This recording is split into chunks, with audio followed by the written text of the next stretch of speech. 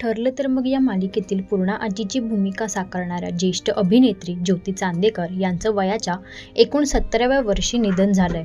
त्यांच्या निधनानं मराठी सिनेसृष्टीची न भरून येणारी पोकळी निर्माण झाली आहे।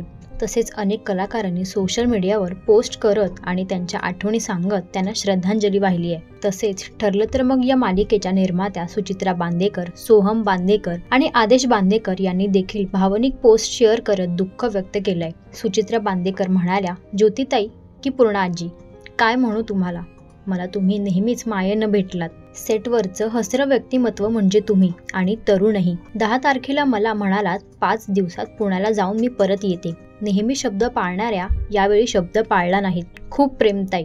तर सोहम बांदेकरने लिहिलंय की पूर्णा आजी, मी तुला आजी प्रेमाने म्हणायचो, पण तू आजीसारखी कधी दिसलीच नाहीस। गेले 3 वर्ष आपण सेटवर भेटायचो, गप्पा मारायचो, तेव्हा जाणीव व्हायची की ही आजी नसून एक मैत्रीण आहे।